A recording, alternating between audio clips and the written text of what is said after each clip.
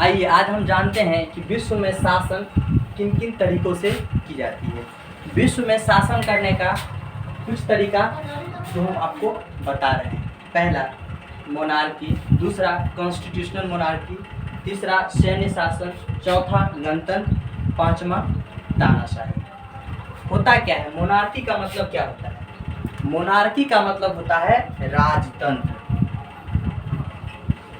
अर्थात वैसा देश जहाँ पे राजाओं के द्वारा अभी भी शासन किया जा रहा है, उस देश में मोनार्की प्रक्रियाओं को अपनाई जा रही है। कॉन्स्टिट्यूशनल मोनार्की का मतलब होता है राजतंत्र तो है, लेकिन राजा एक संविधान के दायरे में रह के काम कर रही है, उस देश को कॉन्स्टिट्यूशनल मोनार्की कहा जाता है। इसका अगर उदाहरण देखेंगे तो ग्रेट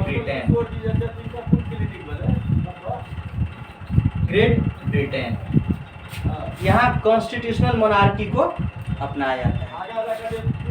अगला सैन्य शासन। सैन्य शासन का मतलब है कि जहाँ पे सेनाओं का शासन, क्या हो? सेनाओं का शासन। आप देखिएगा पाकिस्तान, वहाँ पे एक बार तो सरकार चुन के आती है और कभी कभार वहाँ के सेनाओं के द्वारा देश के ऊपर शासन किया जाता है। तो जब भी सेनाओं के द्वारा देश पे शासन किया जाए तो वो होता है सैन्य शासन। अगला है तानाशाही। तानाशाही का मतलब होता है कि जो मन किया वही हम करेंगे। मतलब उत्तर कोरिया, किंग जोंग जो है उत्तर कोरिया वाले, वो क्या है? तानाशाह, उस तरीका का। और विश्व में शासन करने का जो सबसे अच्छा तरीका माना गया है वो है गणतंत्र, रिपब्लिक। भारत इसी के अंतर्गत है। गणतंत्र होता क्या है, आज हम जानेंगे कि गणतंत्र आखिर है क्या।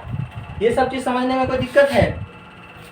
मोनार्की का मतलब होता है राजतंत्र, अर्थात राजाओं वाली शासन। मतलब राजा का कथन ही जहाँ शासन हो, राजा जो कह दिया वही उसका शासन हो गया, वही उसका संविधान हो गया, वही उसका कानून हो गया। उस तरह की व्यवस्था को कहा जाता है मोनार्की। कॉन्स्टिट्यूशनल मोनार्की मतलब राजा का पद तो वहाँ पे है, लेकिन राजा एक संविधान के दायरे में रह के काम कर रहा है, उस स्थिति को संवैधानिक मोनार्की कहते हैं, अर्थात कॉन्स्टिट्यूशनल मोनार्की। सैन्य शासन, जहाँ सेनाओं की शासन हो। गणतंत्र अर्थात जिस देश के सर्वोच्च पद जो होता है ना, जिस देश में सर्वोच्च